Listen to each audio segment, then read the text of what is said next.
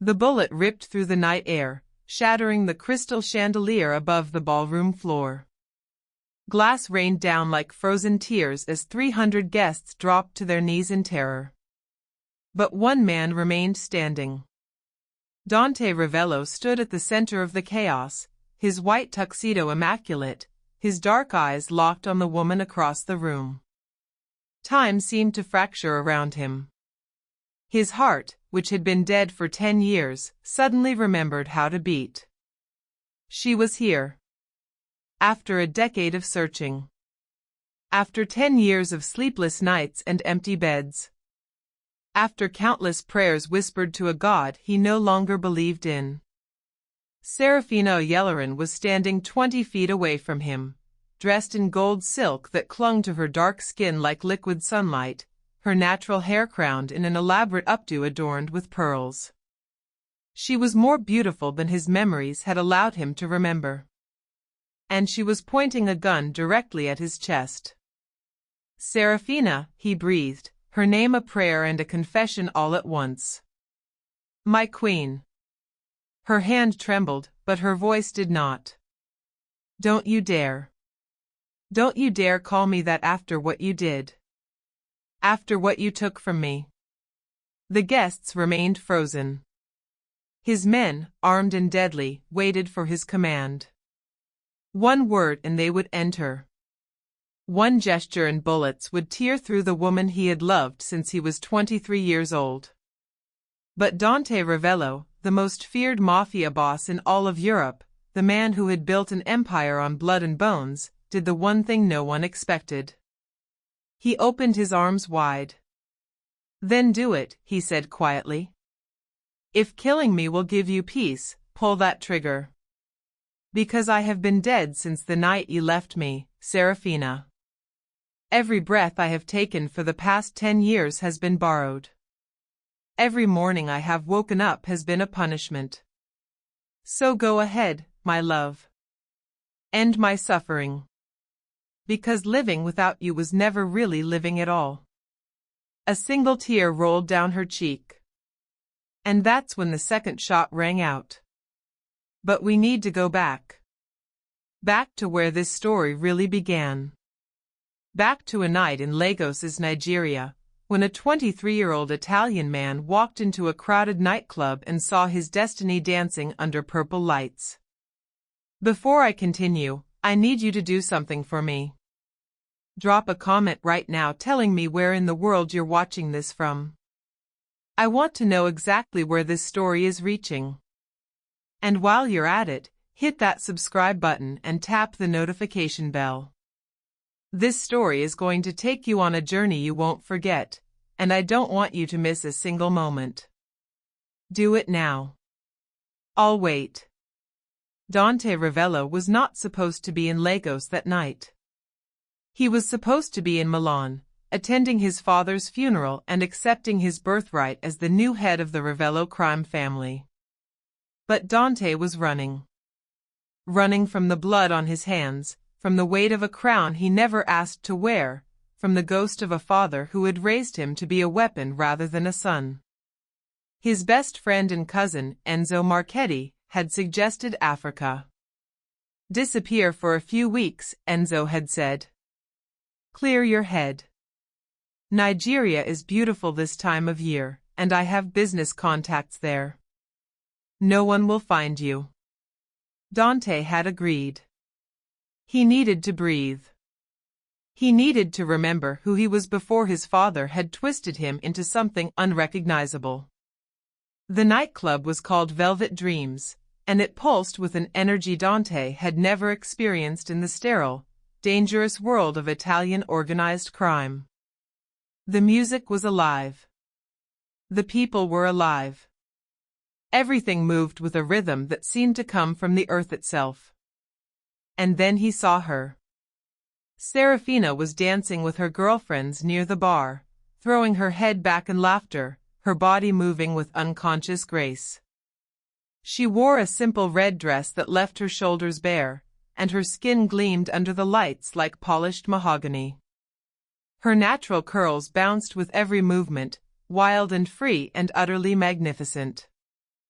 Dante felt something crack open in his chest. Something that had been locked away since childhood. Something that felt dangerously like hope. He watched her for an hour before he found the courage to approach. By then, she had noticed him too. It was impossible not to notice Dante Ravello. He stood at 6'3", with features that belonged on Renaissance sculptures, dark wavy hair, and eyes the color of aged whiskey. But it wasn't his looks that caught Seraphina's attention. It was his sadness. She could see it in the way he held himself. The loneliness that clung to him like expensive cologne. The hunger in his eyes that had nothing to do with desire and everything to do with desperation. When he finally walked over, she was ready for him. "You've been staring at me all night," she said in perfect English, one eyebrow raised. "In my culture, that's either very rude or very intentional. Which is it?" Dante smiled for the first time in weeks. "Intentional," he admitted. "Completely and utterly intentional. I was trying to find the right words, but I'm starting to realize there are none." "None for what?" "For explaining to a woman this beautiful that a man like me has no business speaking to her. But here I am anyway." Seraphina laughed. It was the most musical sound Dante had ever heard. "You're smooth," she said. "Italian? Is it that obvious?" "The accent. The suit. The way you look at me like I'm a painting in a museum." "Yes, it's that obvious." She extended her hand. "I'm Seraphina. But my friends call me Sarah." "Dante." He took her hand, brought it to his lips, and kissed it gently.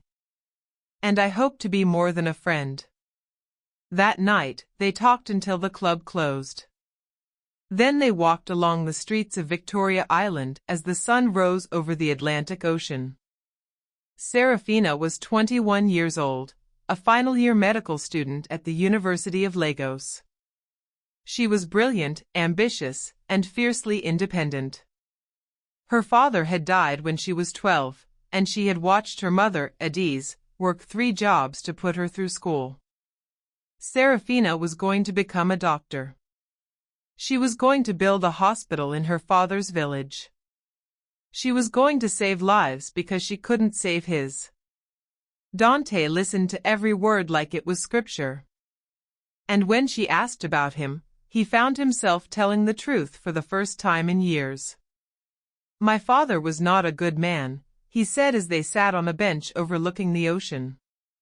"He did terrible things, and he raised me to do terrible things too. I'm trying to figure out if I'm more than what he made me.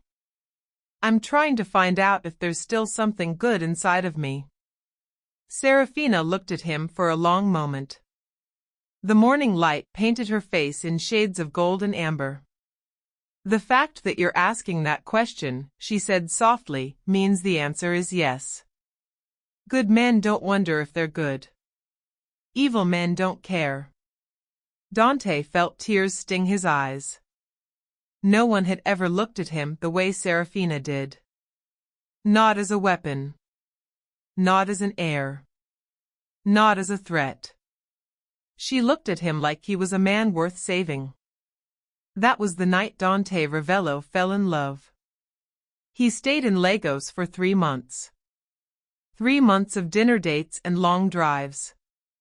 3 months of meeting Seraphina's mother, Adiz, who fed him jollof rice and asked pointed questions about his intentions. 3 months of falling deeper and deeper into something that felt like salvation.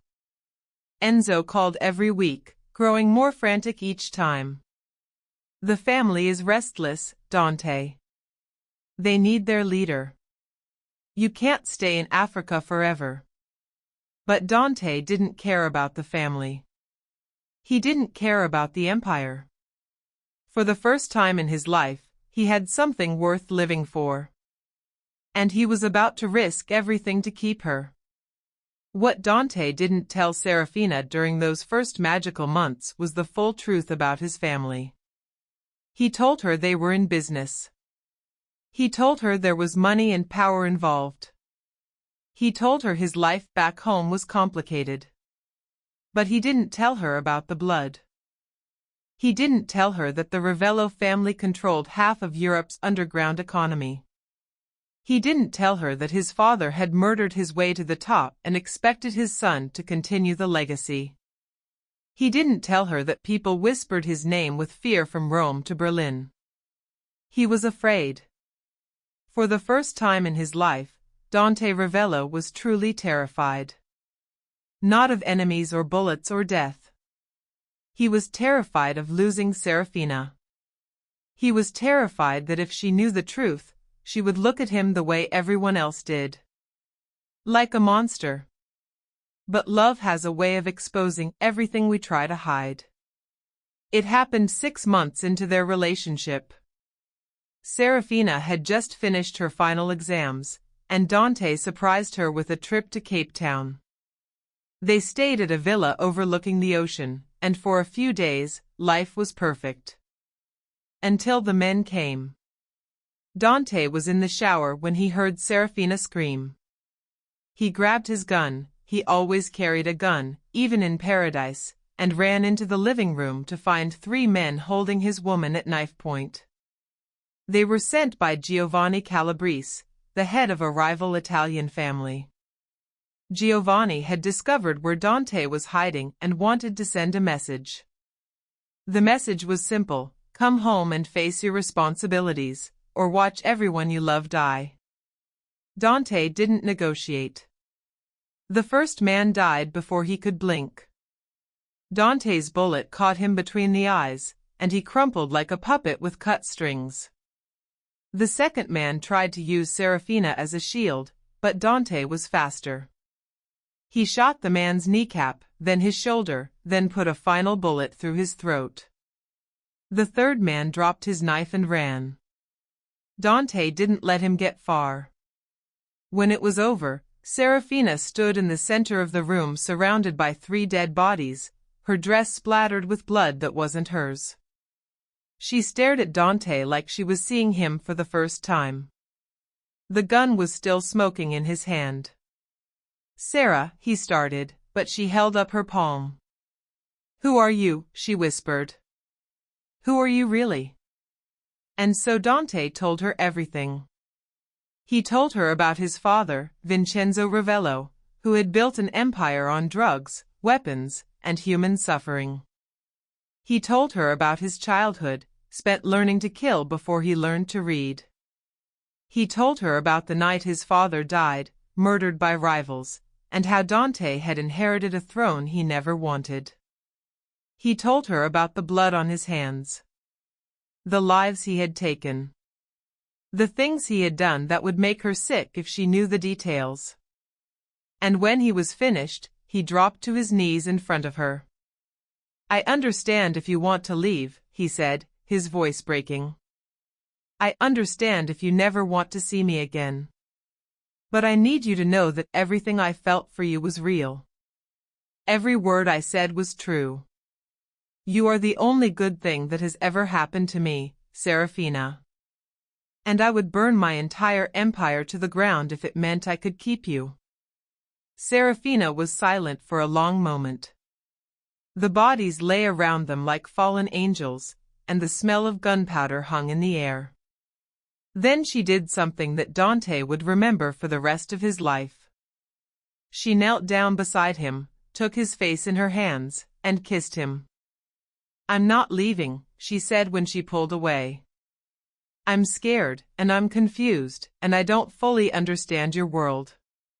But I'm not leaving you, Dante. Not tonight. Not ever." They burned the bodies together. Dante called his people, and the villa was cleaned before morning. And when the sun rose over Cape Town, Seraphina and Dante made love with a desperation that came from almost losing each other. They decided that night to build a future together. Dante returned to Italy 2 weeks later with Seraphina by his side. He introduced her to his world, and his world didn't know what to make of her. She was black. She was African. She was a medical student with no connections to organized crime. She was everything a mafia boss's wife shouldn't be. And she was absolutely perfect. Dante's inner circle was divided. His right-hand man, Luciano Ferraro, embraced Seraphina immediately. He saw how she softened Dante's edges, how she made him human again. Luciano believed that love could coexist with power. But others disagreed. Chief among them was Valentina Marchetti, Enzo's sister and Dante's childhood friend. Valentina had always assumed she would one day be the Donna of the Ravello family. She had been groomed for it since birth. Beautiful, ruthless, and connected by blood to the Marchetti family, she was the perfect choice for a political marriage. Instead, Dante had returned with a Nigerian medical student who didn't know the difference between a capo and a consigliere. Valentina smiled to Seraphina's face and plotted behind her back. But Seraphina was no fool. She saw the way Valentina watched her. She felt the coldness behind the woman's perfect smile. She even warned Dante about it. "She's dangerous," Seraphina said one night as they lay in bed. "I can feel it." Dante kissed her forehead. "Valentina is harmless. She's upset because she thought we would end up together, but she'll get over it. I'll talk to her. But some wounds don't heal. Some jealousy doesn't fade. And some women would rather destroy what they can't have than watch someone else enjoy it." For 2 years, Seraphina and Dante built a life together. She finished her medical degree through distance learning and began working at a clinic in Milan. He restructured the Ravello empire, moving away from the more violent aspects of the business and investing in legitimate enterprises. They were happy. Genuinely, beautifully happy. Then Seraphina got pregnant. Dante cried when she told him. He fell to his knees, pressed his face against her stomach, and wept like a child. He had never imagined himself as a father. He had been so sure that the cycle of violence would continue, that he would raise a son the way his father had raised him. But Seraphina changed everything. "Our child will know love," she promised him. "Our child will know peace. Whatever we have to do, whatever changes we have to make, we will give this baby a different life." Dante agreed. He began making plans to step away from the family business entirely. He would hand control to Luciano, take Seraphina somewhere safe, and live the rest of his days as a husband and father rather than a king. It was the happiest time of his life. And it was about to be destroyed. Valentina Marchetti had been watching. Waiting. Planning. For 2 years, she had smiled through her humiliation. She had attended dinner parties where Seraphina sat at Dante's right hand, the position that should have been Valentina's. She had listened to the whispers of the other families, mocking her for being passed over for an outsider. But Valentina was patient. Her mother had taught her that revenge was a dish best served cold, and Valentina intended to serve it frozen. When she learned about the pregnancy, she knew it was time to act. Her plan was elegant in its cruelty. She couldn't simply kill Seraphina. Dante would tear the world apart looking for answers, and he would eventually find them. No, Valentina needed something more surgical. She needed to make Seraphina leave of her own accord. She needed to break her heart.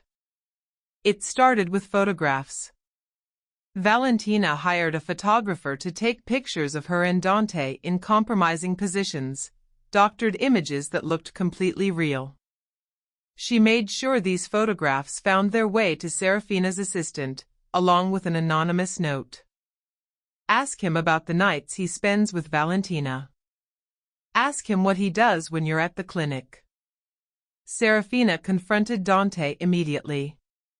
She threw the photographs on the table and demanded an explanation. Dante was stunned. "These are fake," he said, examining them. "Sarah, I would never." "They look real, Dante." "They're not. I swear on my life, on our child's life, I have never touched Valentina. Someone is trying to destroy us. This is manipulation, and we need to find out who's behind it." Seraphina wanted to believe him. Her heart screamed that he was telling the truth.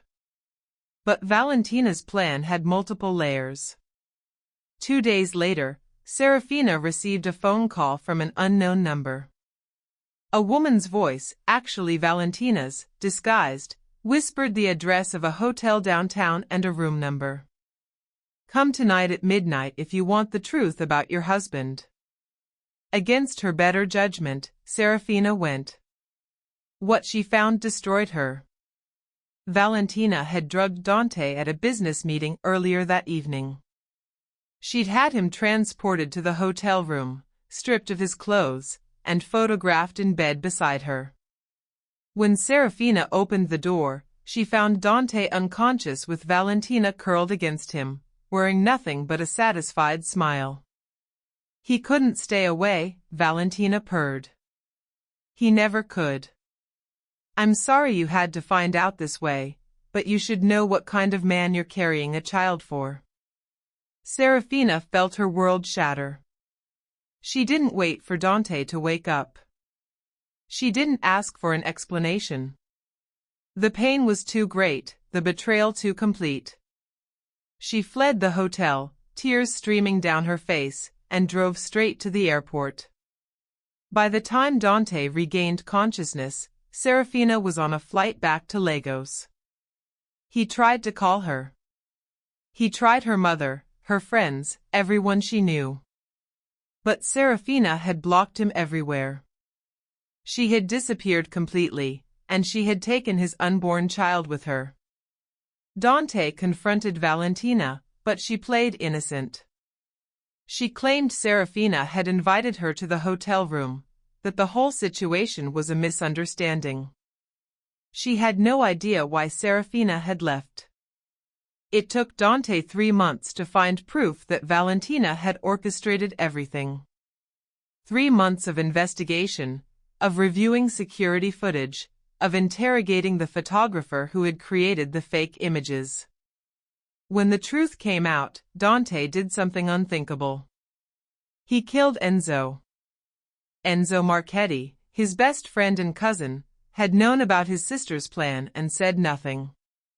He had watched Valentina destroy the love of Dante's life and had remained silent to protect family loyalty. Dante put a bullet through Enzo's heart without hesitation. Valentina fled Italy before he could get to her. She disappeared into the protection of the Calabrese family, trading secrets about the Ravello Empire for sanctuary. By the time Dante consolidated his power enough to pursue her, she had vanished entirely. But none of that mattered. What mattered was finding Seraphina. Dante sent men to Lagos.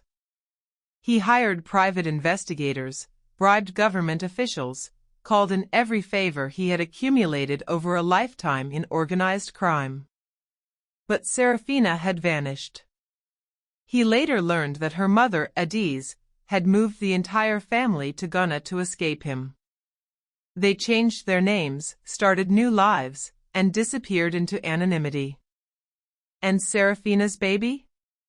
3 months after fleeing Italy, Seraphina suffered a miscarriage. The stress of the betrayal, the heartbreak of losing Dante, and the chaos of uprooting her life had taken its toll on her body. She lost the baby in a hospital in Accra, alone and broken, crying for a man she believed had destroyed everything they had built together. She never told Dante. For 10 years, Dante Ravello searched for his queen. He built his empire bigger and more powerful than ever, not for glory, but because power meant resources. Resources meant reach. And reach meant that one day, he would find her. He never remarried. He never took another woman to his bed. He attended events alone, conducted business alone, lived alone. His men whispered that the boss had lost his heart to a Nigerian woman and had never gotten it back. They were right. Every year on Seraphina's birthday, Dante lit a candle in his private chapel and prayed. He prayed that she was safe. He prayed that she was happy. And he prayed that one day, somehow, she would learn the truth. Now, I want to pause here and ask you something important. Think about your own life for a moment. Have you ever been separated from someone you loved because of lies? Have you ever lost someone because of a misunderstanding that grew too big to repair? If you had the chance to go back and fix it, would you take it? Drop your thoughts in the comments below. I want to hear your stories, your experiences, your wisdom. Because this story isn't just about Dante and Seraphina. It's about all of us. It's about the lies that destroy love and the truth that has the power to rebuild it. Tell me what you think. 10 years is a long time. Long enough for wounds to scar over. Long enough for tears to dry. Long enough for a woman to rebuild herself from the ashes of her broken heart and become something new. Seraphina did exactly that. After losing the baby, she fell into a depression so deep that her mother feared she would never recover. For months, Seraphina barely ate, barely slept, barely spoke. She moved through life like a ghost, haunted by memories of a man she had loved and lost. But Seraphina was her father's daughter. And her father had taught her that African women don't break, they bend, and then they rise. Slowly, painfully, she began to heal. She returned to medicine with a vengeance. She completed her residency in Ghana, specializing in cardiology, a choice that felt symbolic, given how shattered her own heart had been. She was brilliant, driven, and utterly devoted to her patients. By 30, she had founded a non-profit organization that built clinics in underserved communities across West Africa. By 33, she had been featured in international magazines as one of the most influential African women in medicine. By 35, she had achieved everything she had ever dreamed of. Everything except love. Seraphina dated occasionally, but nothing ever stuck. How could any man compare to the ghost of Dante Ravello? How could any touch feel as electric, any kiss taste as sweet, any love burn as bright? She told herself she was over him. She told herself he was a closed chapter, a cautionary tale about trusting too quickly and loving too deeply. She told herself that she was happy. But late at night, when the world was quiet and the memories came flooding back, Seraphina knew the truth. She had never stopped loving him. She just wished she could hate him instead. Meanwhile, across the ocean, Dante Ravello had never given up. His search for Seraphina had become legendary in Mafia circles. He had spent millions of dollars, called in countless favors, and destroyed anyone who got in his way. His obsession was viewed as madness by some and devotion by others. His consigliere, Luciano, remained his most trusted ally. Luciano had loved Seraphina too, not romantically, but as a sister, as the woman who had saved his best friend from darkness. He devoted his own resources to the search, never losing faith that they would find her. "She's out there somewhere," Luciano said during one of their late-night strategy sessions. "We just have to keep looking." "I'll look until I die," Dante replied quietly. "And if I die before I find her, I'll look from beyond the grave." The breakthrough came in the 9th year. Dante had attended a medical conference in Dubai, not for the conference itself, but because his intelligence network had suggested that a prominent Nigerian cardiologist would be speaking. The name on the program was Dr. Seraphina Adebayo. Seraphina. Sarah. It was a long shot, but Dante had chased longer. He sat in the audience, his heart pounding, as a woman walked onto the stage. She was older now, more polished, with an elegance that came from years of success and self-reinvention. Her hair was locked in long, elegant ropes that fell past her shoulders.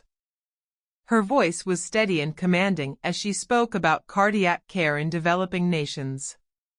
But her eyes. Dante would know those eyes anywhere. It was Seraphina.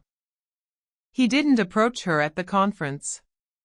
He was too overwhelmed, too afraid of how she might react.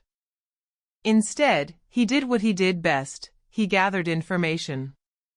He learned that she went by her Yoruba name now, Seraphina, and had legally changed her surname to Adebayo, her father's family name. He learned about her non-profit, her clinics, her reputation as a healer and humanitarian. He learned that she lived in Accra, that she was unmarried, that she spent every Sunday visiting her mother for church and jollof rice.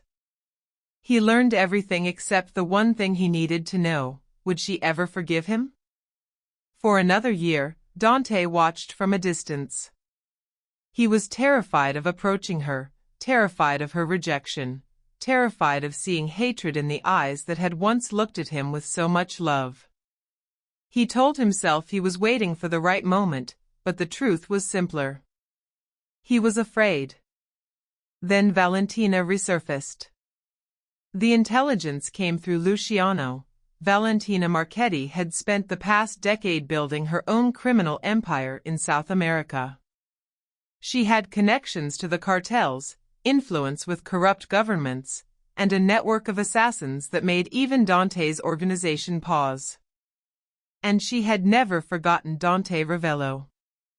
The word was that Valentina was planning something big. Something personal. Something that involved the Nigerian woman Dante had spent 10 years searching for. Valentina had found Seraphina too. Dante moved immediately.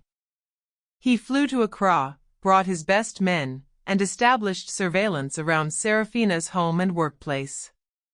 He still hadn't made contact. He told himself he needed to assess the threat first, but the truth was more complicated. He just wanted to see her. He watched her leave her clinic in the evenings, exhausted but smiling. He watched her visit her mother on Sundays, carrying dishes of food and bottles of palm wine. He watched her live her life, beautiful and successful and seemingly content. And his heart ached with a longing that 10 years had done nothing to diminish. The attack came on a Thursday night. Seraphina was leaving a charity gala when 3 black SUVs surrounded her car. Men in masks pulled her from the vehicle, injected her with a sedative, and threw her into the back of a van. Dante's surveillance team witnessed everything. By the time Seraphina regained consciousness, she was in a warehouse somewhere outside the city. Her wrists were bound, her head was pounding, and Valentina Marchetti was standing in front of her, smiling with the same false sweetness that Seraphina remembered from a lifetime ago. "Hello, darling," Valentina said. "It's been a long time." Seraphina's blood ran cold. "You. Me." Valentina circled her like a predator. "Did you really think you could run forever? Did you really think Dante's obsession wouldn't eventually lead someone to your door? He's been looking for you for 10 years, you know. 10 years. It's actually quite romantic, in a pathetic sort of way. What do you want?" Valentina's smile faded. "What I've always wanted." Dante Ravello, broken and begging. "And you, my dear, are going to help me get it." The plan, Valentina explained, was simple. She would use Seraphina as bait to draw Dante into a trap. Once he arrived, she would kill them both, simultaneously destroying the man who had murdered her brother and the woman who had stolen her destiny. It's poetic, really, Valentina mused. You ruined my life, both of you. Now I get to end yours together. What Valentina didn't know was that Dante was already on his way. Dante Ravello had planned hundreds of operations in his life. He had orchestrated assassinations, negotiated treaties, dismantled rival empires. He was a master strategist, a chess player who always thought 12 moves ahead. But this was different. This was Seraphina. He moved with a precision that bordered on supernatural. 30 of his best men surrounded the warehouse where Valentina was holding his queen. Snipers took positions on nearby rooftops. Tech specialists hacked into the building's security systems. Luciano stood beside him as they reviewed the final approach. She has maybe 12 men inside, Luciano reported. Well armed, but sloppy. They're not expecting a full assault. And Seraphina? Alive. She's in the main room with Valentina. Dante closed his eyes for a moment. Alive. She was alive. I go in first, he said. Dante, that's suicide. I go in first. His voice left no room for argument. If Seraphina dies tonight, I die with her. There's nothing to discuss. At exactly midnight, Dante Ravello walked through the front door of the warehouse. Valentina was waiting for him, flanked by her men, with Seraphina bound to a chair in the center of the room. When Dante entered, Valentina's smile was triumphant. You came, she purred. I knew you would. You always were predictable when it came to her. Dante didn't look at Valentina. His eyes were locked on Seraphina, drinking in every detail of her face. She was bruised but unbroken, terrified but defiant.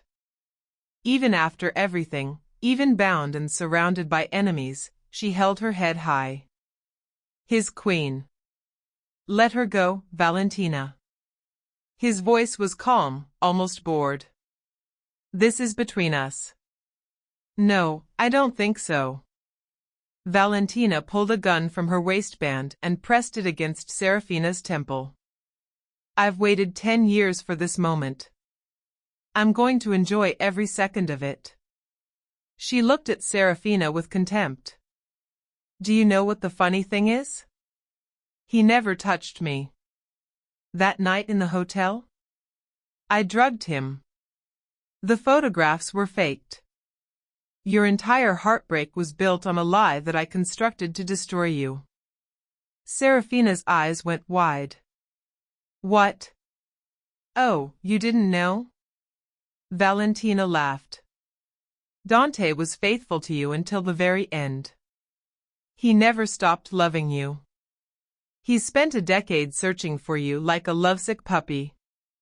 And you've spent a decade hating him for something he never did.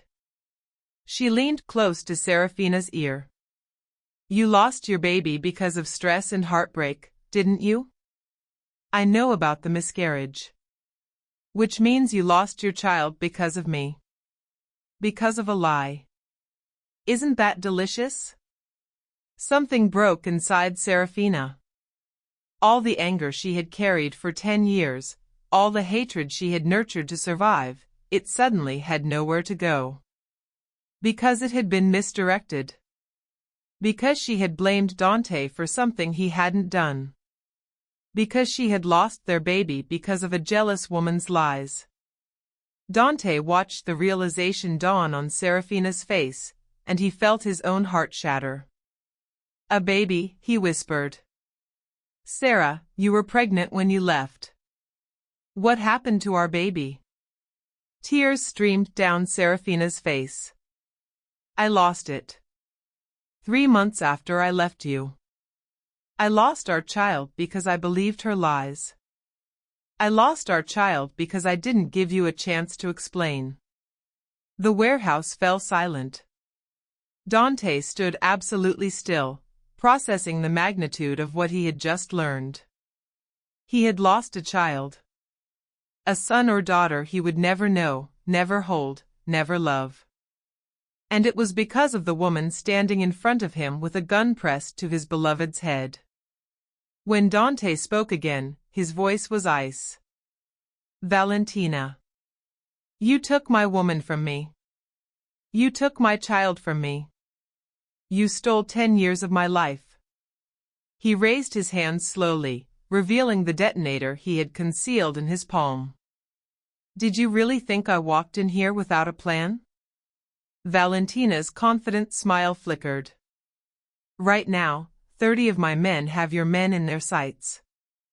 Every exit is covered. Every escape route is blocked.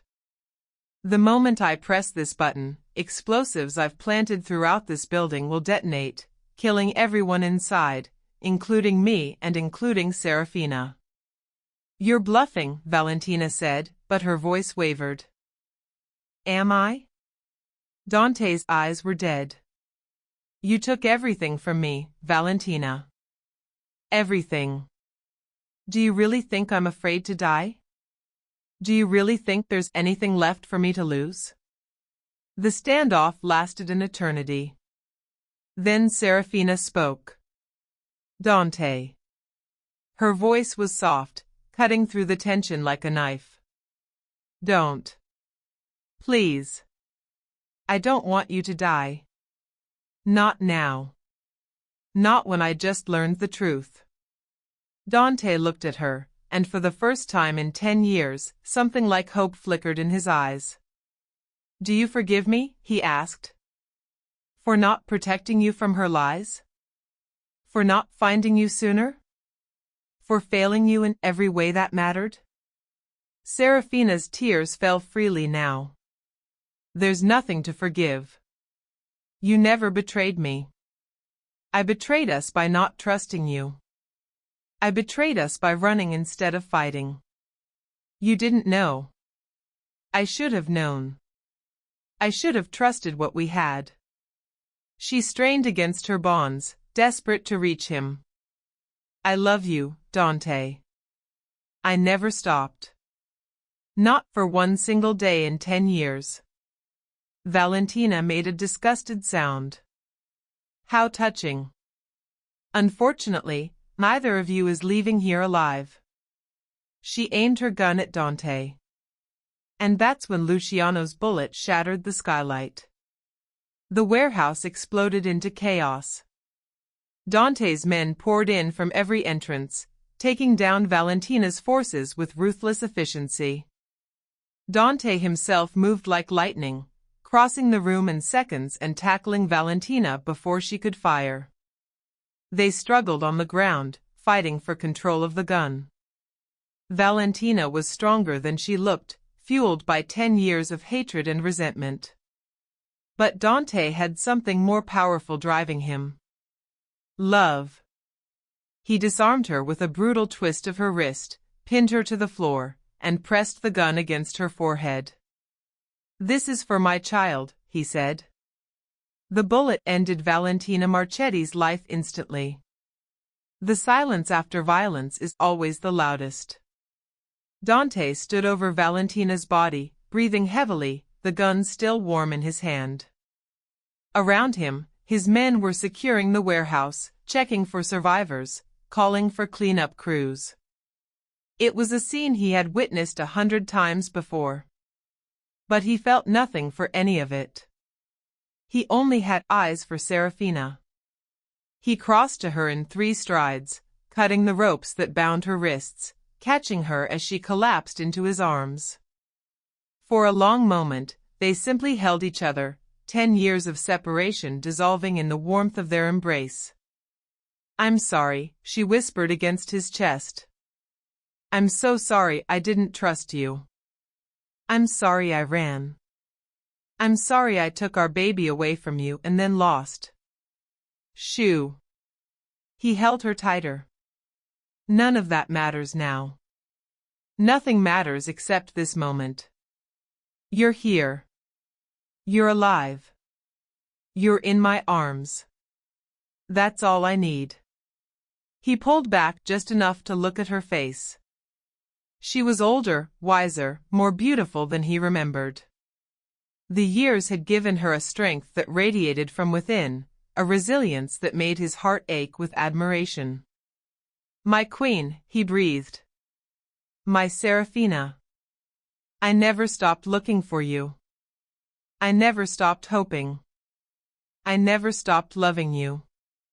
She touched his face, tracing the new lines around his eyes, the gray at his temples. You waited for me. 10 years, and you waited. I would have waited forever. They kissed then, a kiss that contained 10 years of longing, of regret, of unspoken prayers and unanswered questions. It was a kiss of reunion and redemption, of love that had survived betrayal and time and distance. When they finally broke apart, Luciano was standing nearby, a rare smile on his weathered face. The police are being handled, he reported. We should leave soon. Dante nodded but didn't release Seraphina.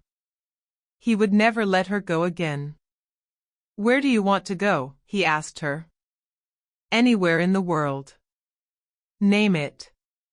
Seraphina thought for a moment. Home. I want to see my mother.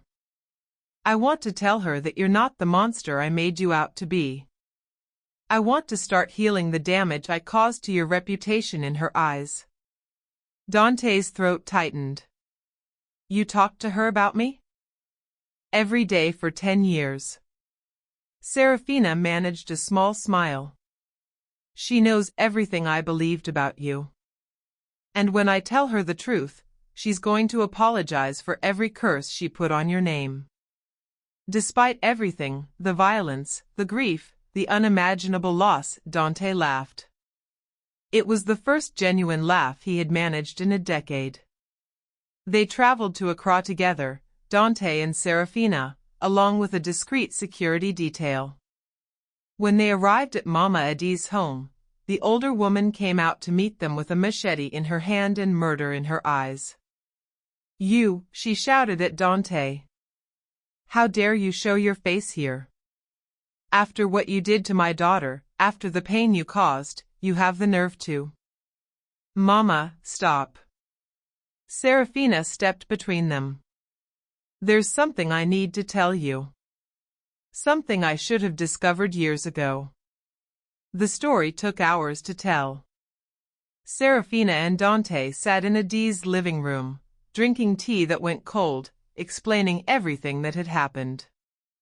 The fake photographs. The drugged setup.